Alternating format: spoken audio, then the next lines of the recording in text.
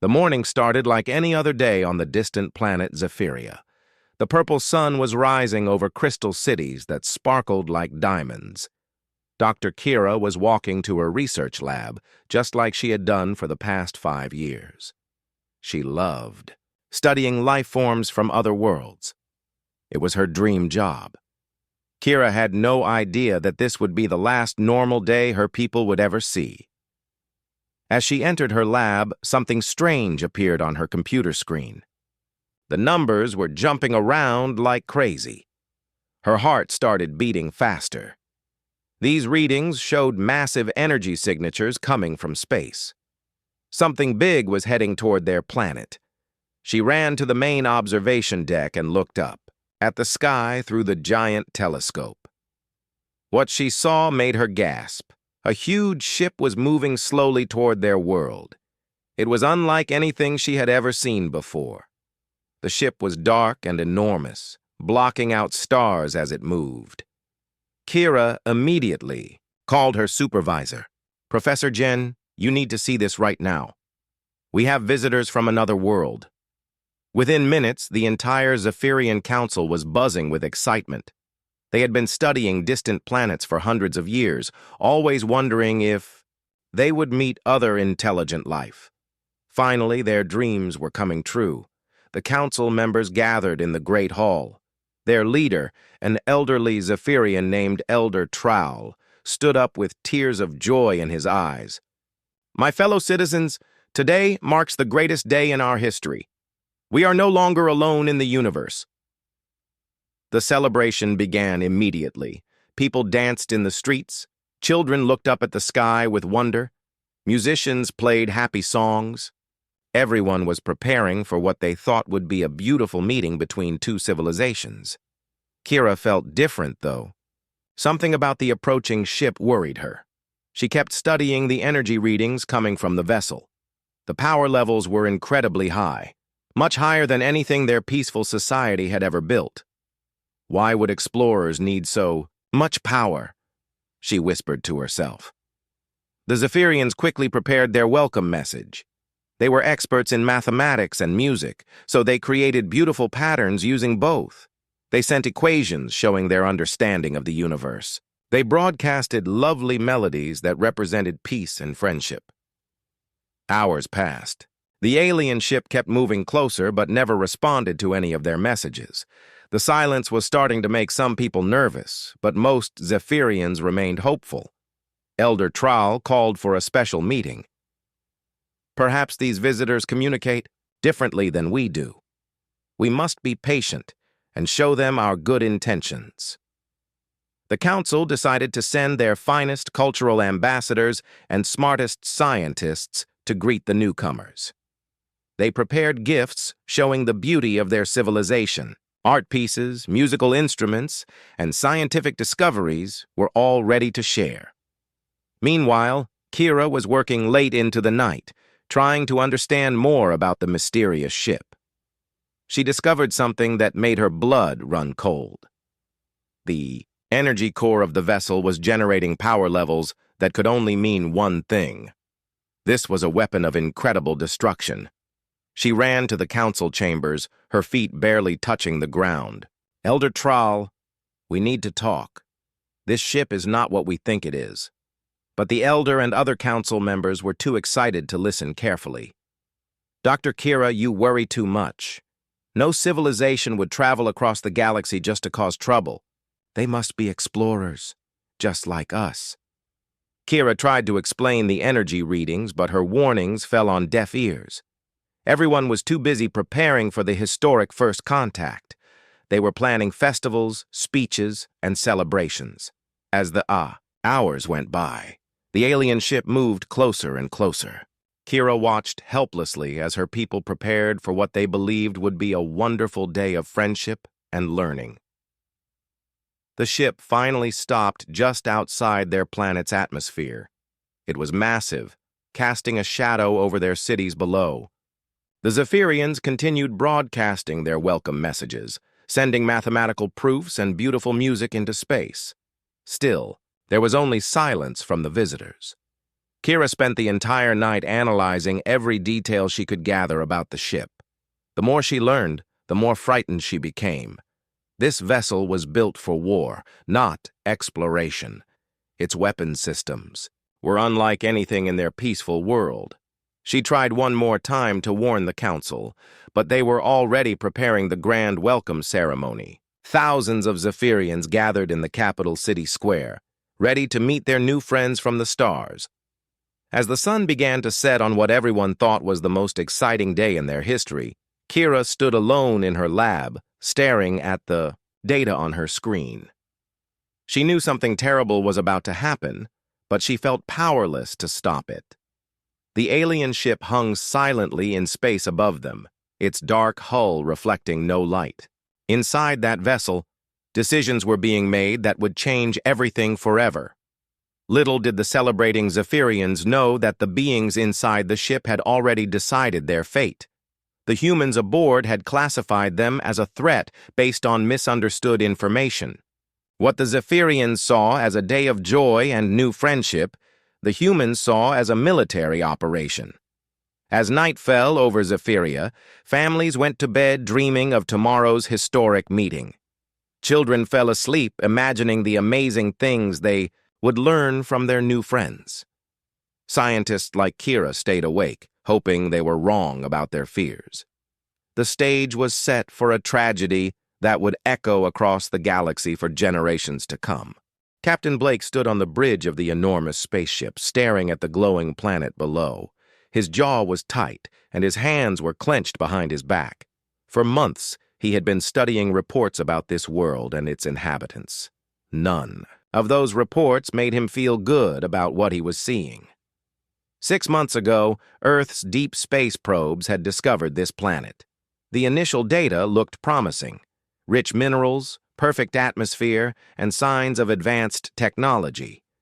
But then, the military analysts got involved, and everything changed. "Sir, we are receiving more transmissions from the planet," said Lieutenant Torres, the communications officer. "They're still sending those mathematical patterns and music."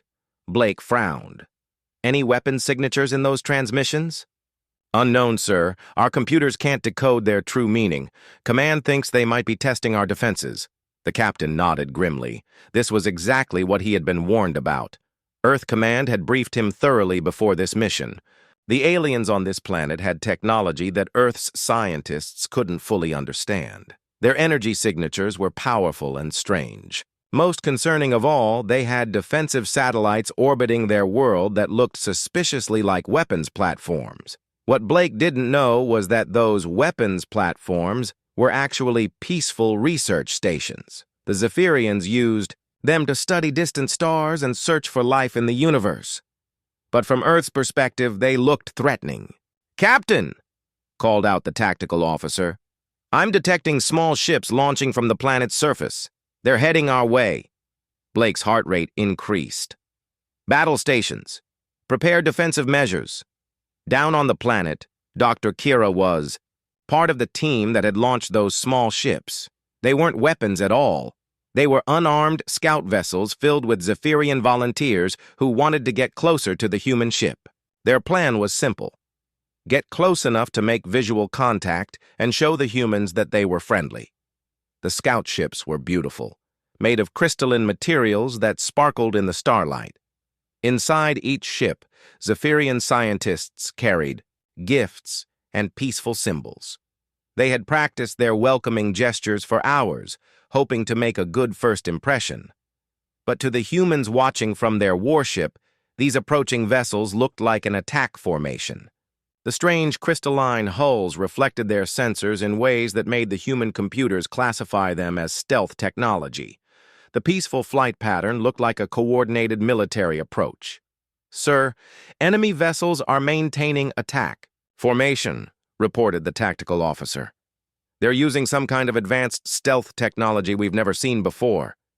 Blake felt the weight of responsibility on his shoulders. Earth Command had given him clear orders. If the aliens showed any signs of aggression, he was to neutralize the threat immediately.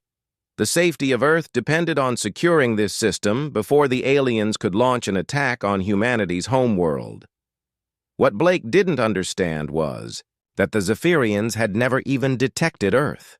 Their technology was advanced, but they focused on peaceful exploration, not military surveillance.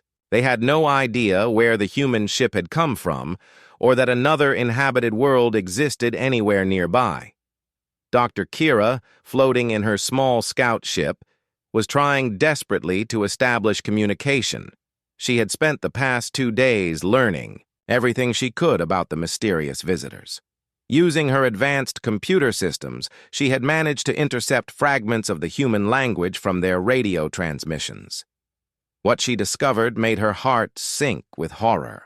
The humans thought the Zephyrians were planning to attack Earth. Somehow, these visitors believed that her peaceful people were a threat to their home world. "This is impossible," she whispered to herself as she translated more of their communications. "They think we want to hurt them." She tried to contact Elder Trowell and the council, but they were too busy preparing the welcome ceremony to listen to her urgent warnings. The other Zephyrians in the scout ships were still practicing their greeting gestures, completely unaware of the danger they were flying into. Captain Blake watched the alien ships getting closer. His military training told him this was a classic pre-attack maneuver. The aliens were probably scanning his ship's defenses, looking for weak points. His orders were clear, but something in his gut made him hesitate. "Sir, should we open fire?" asked the weapons officer. Blake paused. These could be peaceful explorers, just like his crew. But the intelligence reports had been very clear. This alien civilization had technology that could threaten Earth. Their energy signatures were off the charts. Their orbital platforms looked like weapons, and now they were approaching his ship in what appeared to be an attack formation. "Not yet," Blake said finally. "Let's see what they do next." Meanwhile, Dr. Kira was working frantically in her scout ship. She had figured out how to hack into the human ship's communication array. It took all her technical skills, but she finally managed to access their database. What she found there made her feel sick. The humans had completely misunderstood everything about her people. Their peaceful research satellites had been classified as weapons. Their energy signatures from power generation had been labeled as military technology. Even their attempts at communication were being interpreted as potential threats. She realized that months ago, when the Zephyrians had first detected unusual objects near their system, those had been human spy probes. The probes had gathered information about Zephyrian technology, but had misinterpreted everything they saw. "They're going to attack us," she whispered in horror. "They actually think we're their enemies." Back on the human ship, Captain Blake was receiving more reports from his officers. The alien vessels were now close enough for detailed scans. The results weren't making him feel any better. "Captain, these ships are using technology we can't understand," reported the science officer. "Their hulls seem to be made of some kind of living crystal. We're detecting energy patterns that don't match anything in our databases." "Living crystal?" Blake repeated. "Could be biological weapons." "Possibly, sir. We just don't know." The captain looked at the main screen showing the approaching alien ships. They were beautiful, he had to admit, but beauty could be deceptive. Earth Command had trained him to expect the unexpected from alien civilizations. Dr. Kira knew she was running out of time. She could see the massive human warship getting larger as her scout ship approached. She could also see that its weapon systems were charging up. The energy signatures were unmistakable. She tried one last desperate attempt at communication. Using everything she had learned about human language, she composed a simple message and broadcast it directly to the human ship. "We come in peace. We want to be friends. Please don't hurt us." But her message never reached Captain Blake. The human communication systems were programmed to filter out alien transmissions that might contain computer viruses or mind control technology. Her peaceful plea was automatically deleted by their security protocols. As the distance between the two groups closed, both sides prepared for what they thought was about to happen. The humans prepared for battle against what they believed was an alien invasion force. The Zephyrians prepared for a joyous meeting with new friends from the stars. Neither side realized they were about to become part of the most tragic misunderstanding in galactic history. The clock on Captain Blake's ship showed exactly 8 a.m. Zephyrian time when everything changed forever. He had been awake all night, weighing his options and studying the alien vessels that were now dangerously close to his ship. "Sir, Earth Command is requesting an immediate status report," said Lieutenant Torres, holding up the communication device with a worried expression. Blake took the device and heard the familiar voice of Admiral Chen from Earth headquarters. "Captain, our long-range sensors show alien vessels approaching your position. What's your situation?" "Admiral, we have multiple alien craft in close proximity. They appear to be conducting reconnaissance of our ship," Blake reported, watching the beautiful crystalline vessels on his main screen. "Captain, I'm upgrading this to a code red situation. Intelligence suggests these aliens may be preparing to attack Earth colonies. You are authorized to use the quantum disruptor if necessary." Blake felt his stomach drop. The quantum disruptor was humanity's most powerful weapon, designed to break apart the very building blocks of matter. It was supposed to be used only in the most extreme situations. "Admiral, are you sure? Maybe we should try communication one more time." "Captain, Earth's safety is in your hands. These aliens have technology we don't understand. We cannot take any risks. That's a direct order." The communication ended, leaving Blake staring at the activation controls for the most destructive weapon humanity had ever created. His hands were shaking slightly as he realized what he was about to do. On the planet below, Dr. Kira was frantically trying to warn her people. She had managed to decode more human transmissions and realized that disaster was only minutes away. She contacted Elder Trowell through her emergency communicator. "Elder, you must listen to me. The humans think we are going to attack their home planet. They are preparing to fire on us right now." Elder Trowell's voice came through the speaker, calm but confused. "Dr. Kira, that's impossible. We have shown them nothing but friendship. Our scout ships are unarmed. Our messages have been peaceful." "It doesn't matter," Kira said desperately. "Their computer systems misunderstood everything. They think our research satellites are weapons. They believe our scout ships are attack vessels. Meanwhile, in the crystal cities below, millions of Zephyrians were going about their morning routines. Children were walking to school, excited to learn about the visitors from another world. Scientists were preparing presentations to share with their new friends. Artists were creating special gifts to welcome the strangers. None of them knew that death was approaching from above. Captain Blake looked around his bridge at the faces of his crew.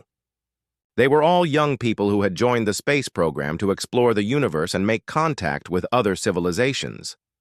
Now they were about to become part of something none of them had ever wanted. "Sir," said the weapons officer quietly, "the quantum disruptor is fully charged and ready." Blake closed his eyes for a moment. In his mind, he could see his daughter back on Earth, playing in their backyard garden. He had joined this mission to make the universe safer for her and all the children of Earth. Everything he was about to do was for them. "Target their orbital installations first," he ordered. "We need to eliminate their ability to launch attacks on our colonies." The weapons officer hesitated. "Sir, those installations show no weapons signatures. They appear to be research facilities." "That's what they want us to think," Blake replied, though his voice lacked conviction. "Fire when ready." Dr. Kira watched in horror through her telescope as bright energy beams shot out from the human ship. The first target was the Great Observatory, where Zephyrian astronomers had studied the stars for over 1,000 years. In less than 2 seconds, it was gone, vaporized completely. "No, no, no," she whispered, tears streaming down her face. Next target was the communications hub, where her people had been broadcasting their welcome messages. The massive structure, which had taken 50 years to build, disappeared in a flash of light. On the planet's surface, people were looking up, at the sky in confusion. Strange lights were appearing where their space stations used to be. At first, some thought it might be some kind of celebration put on by their visitors. Elder Trowell's voice came over the planetary communication system, now filled with panic. "All citizens, this is an emergency. Take shelter immediately. We are under attack." But it was too late for most of them. Captain Blake had moved on to targeting the planet's surface installations. The beautiful crystal cities that had taken centuries to build were being destroyed one by one. The Library of Universal Knowledge was next. This massive building contained the entire history and culture of the Zephyrian people. Millions of books, art pieces, and scientific discoveries were stored there. In one blast, 50,000 years of civilization vanished forever. Dr. Kira was running through the streets of her city, trying to reach the underground shelters. Around her, people were screaming and crying as their world literally fell apart. Buildings that had stood for hundreds of years were crumbling into dust. She looked up and saw her own research facility being targeted. The place where she had made her greatest discoveries, where she had first detected the human ship, was destroyed in seconds. Everything she had worked for was gone. Captain Blake watched the destruction through his ship's cameras. Part of him was horrified by what he was seeing. But he forced himself to remember his orders. This was necessary to protect Earth. These aliens had technology that could threaten his home world. "Sir, we're receiving surrender signals from the planet," reported the communications officer. "They're broadcasting white light patterns and powering down all their technology." Blake paused for a moment. White lights usually meant surrender in human culture, too. But his training told him this could be a trick. Desperate enemies sometimes pretended to surrender before launching surprise attacks.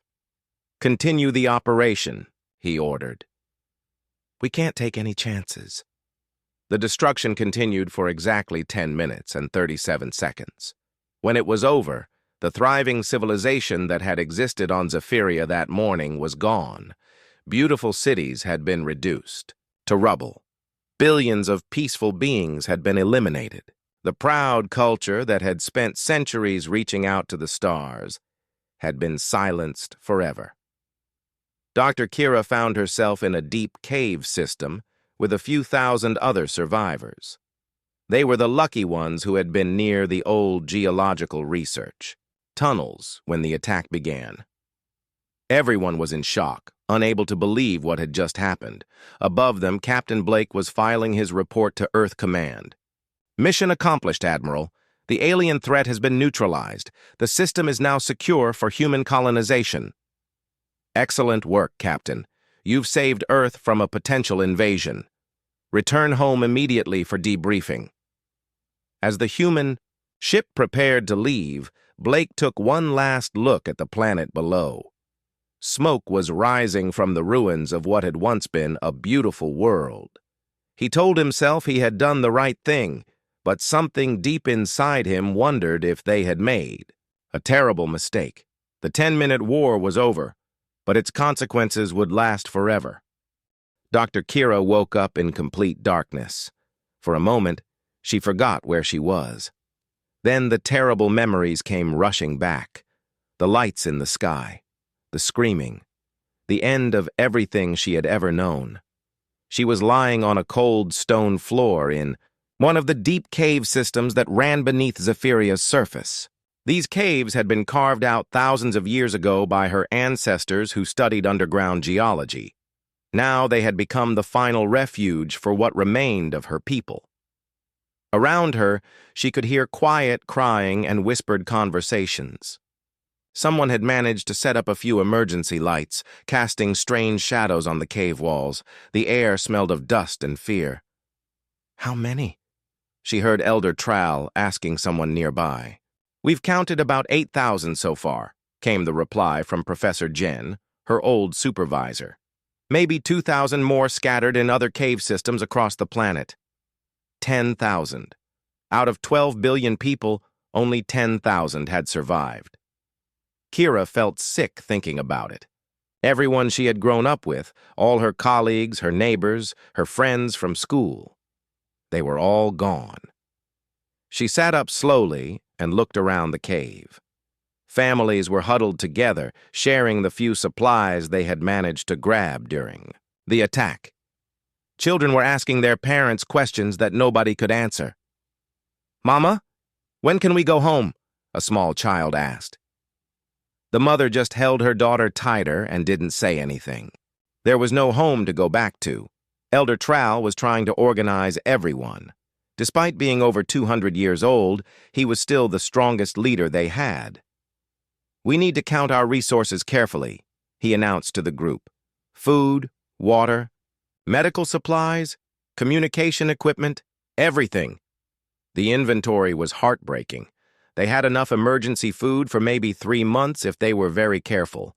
The water from underground springs would last longer, but the purification systems were basic. Medical supplies were extremely limited. Worst of all, most of their technology was gone. The few devices they had managed to save were running low on power, and there was no way to recharge them properly in the caves. Dr. Kira volunteered to help with the technical equipment. As she worked on one of the salvaged computers, she discovered something that made her hands shake. She could still pick up radio signals from space. The human ship was gone, but their communications were still bouncing around the planet's atmosphere. She spent hours trying to decode what she was hearing, and what she learned broke her heart all over again. "They think they won a great victory," she told Elder Trowell quietly, not wanting the others to hear. "They're calling it a successful mission to protect their home world." Elder Trowell closed his eyes. "They still don't know, do they? They still think we were going to attack them." Kira shook her head. "From what I can understand, they're planning to come back. They want to build mining operations on our planet." The elder looked around at the survivors huddled in the cave.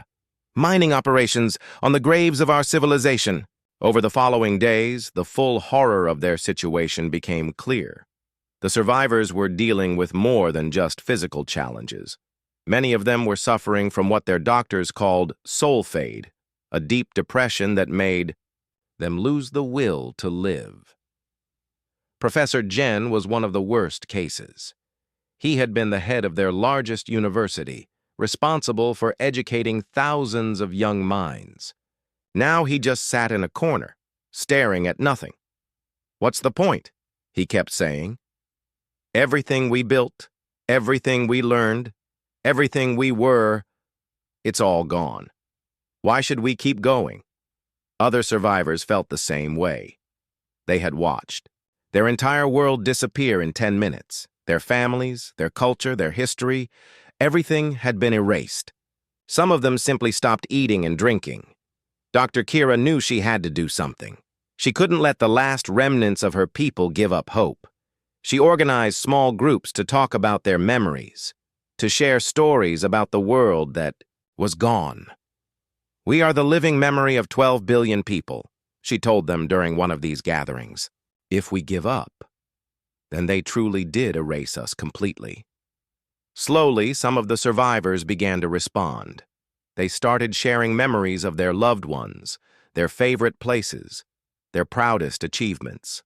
An elderly artist named Vel began drawing pictures of the crystal cities on the cave walls using pieces of colored stone. A musician called Drawn started teaching the children old songs, making sure the melodies wouldn't be forgotten. Scientists like Kira worked to preserve what knowledge they could, writing down everything they remembered on pieces of salvaged material. But the biggest challenge was yet to come. 3 months after the attack, Kira intercepted more human communications. This time the signals were much stronger and coming from much closer. "They're coming back," she announced to the Council of Survivors. "I can detect multiple ships approaching our planet." The survivors gathered to discuss what they should do. Some wanted to remain hidden and try to preserve their culture in secret. Others argued for making contact and trying to explain what had really happened.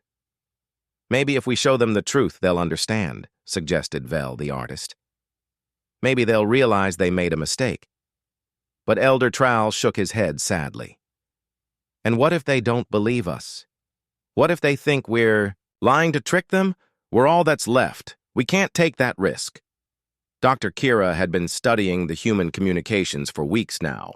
She was starting to understand their language better, and more importantly, she was beginning to understand their culture. I think some of them would listen, she said carefully. From what I've learned about humans, they're not all the same. Some of them are curious and kind. Some of them ask questions before making decisions. She had been working on something in secret, a comprehensive record of their civilization. Using the cave's primitive equipment, she had compiled images, sounds, and data that showed what the Zephyrian people had really been like.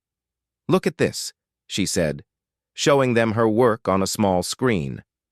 Pictures of our cities during peaceful times, recordings of our music and literature, mathematical proofs showing our scientific achievements, evidence of our attempts at peaceful contact. The other survivors looked at her documentation with tears in their eyes. It was like seeing their lost world come back to life, even if only on a tiny screen. But how would we show this to the humans without revealing ourselves? Asked Professor Jen, who was slowly recovering from his soul fade. Kira had been thinking about that problem for weeks. I've been monitoring their communications. When they return, they'll probably bring scientists and researchers, not just soldiers. Scientists ask questions. They want to understand things. She proposed a careful plan. They would try to make contact with one human, preferably a scientist. Someone who would be curious enough to listen and smart enough to understand what they were being shown.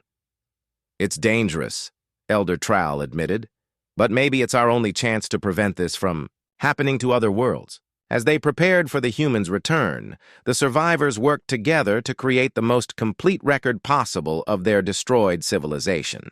They knew they might only get one chance to tell their story.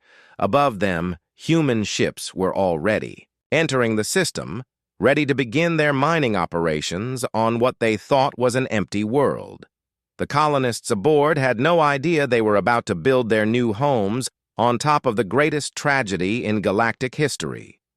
The survivors waited, in their caves, hoping that somewhere among those approaching humans was someone who would listen to the truth.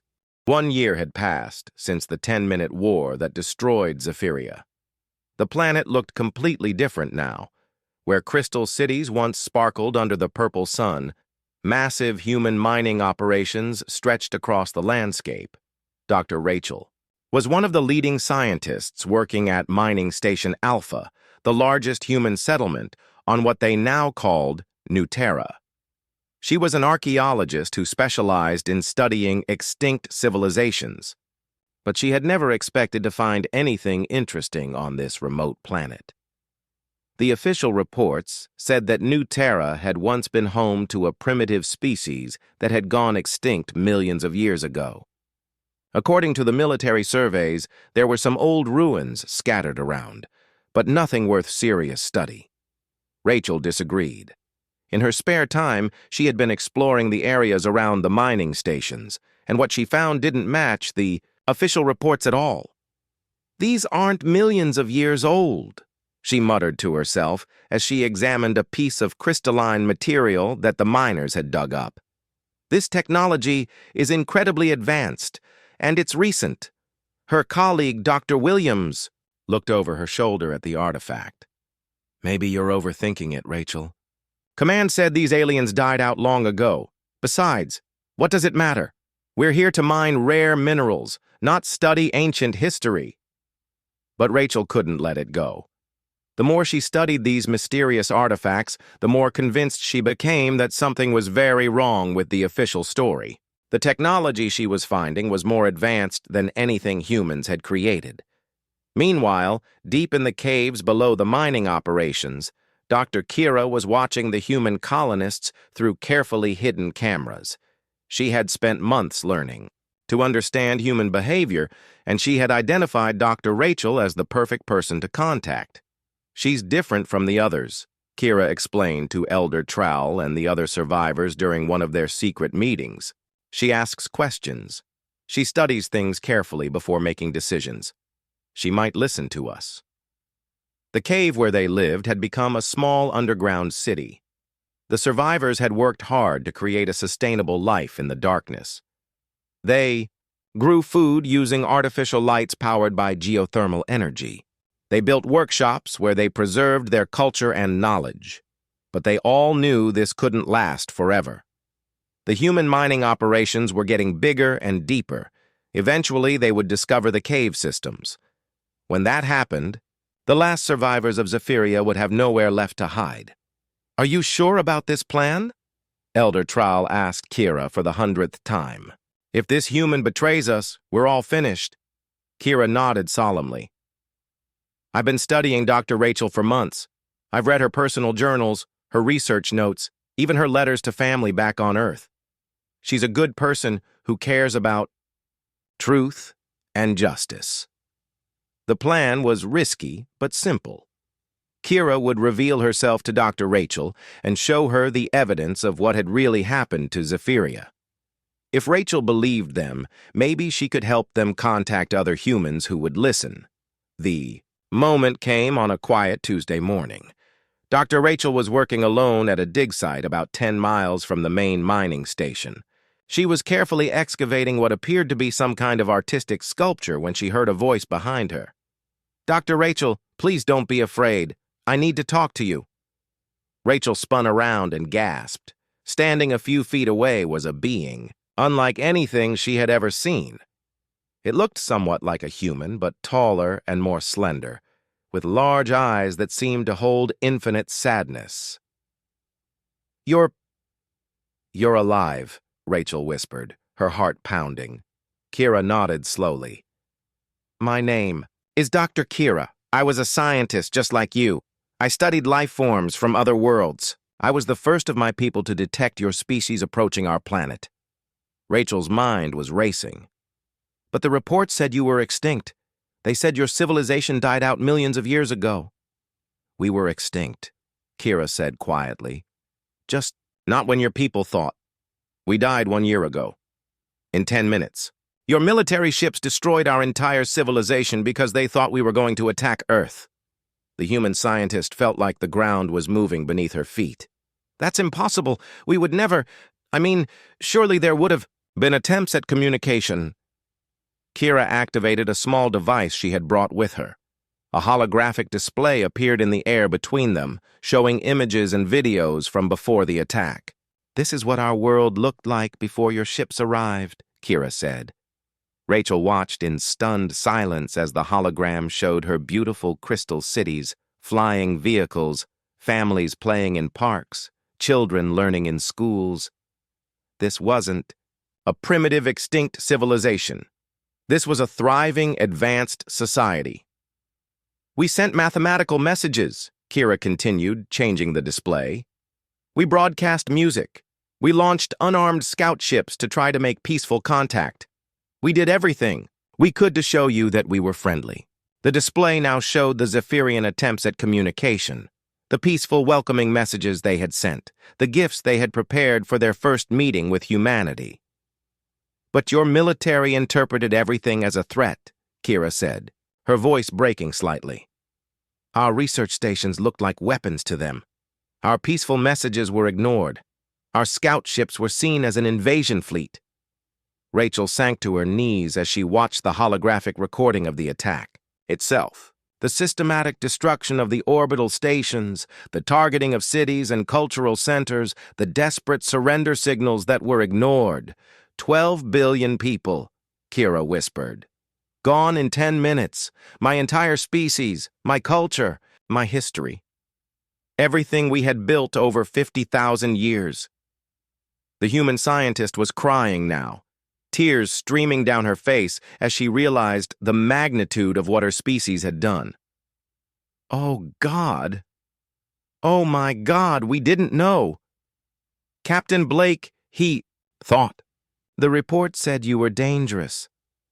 "I know," Kira said gently. "I've studied your people's communications from that day. Your captain was trying to protect Earth. He thought he was saving his home world from an alien invasion. He couldn't have known the truth. Rachel looked up at Kira with eyes full of horror and guilt. How many of you survived? About 10,000. We've been living in the old cave systems beneath your mining stations, trying to preserve what we can of our culture and knowledge. The revelation hit Rachel like a physical blow. For a year, she and the other colonists had been living on top of a massive grave site, building their new homes on the ruins of a peaceful civilization. You have to tell everyone, Rachel said urgently. The other colonists, Earth Command, everyone needs to know what really happened. But Kira shook her head sadly. Would they believe us? Or would they think we're lying to get revenge? My people are scared that if we reveal ourselves, your military might finish what they started. Rachel understood the fear, but she also knew that some humans would listen. Not all of us are like the military commanders who gave those orders. Many humans would be horrified to learn what happened here. Over the following weeks, Rachel and Kira met in secret many times. The human scientist learned about Zephyrian culture, their achievements in science and art, their philosophy of peaceful exploration. In return, she shared her knowledge of human nature and helped Kira understand which humans might be willing to listen to the truth. Together, they developed a plan to gradually reveal the existence of the survivors to the human colony. They would start with a few trusted scientists and researchers, people who valued truth over politics. Some humans will deny it, Rachel warned Kira. Some will say it's fake or that you're lying, but others will listen.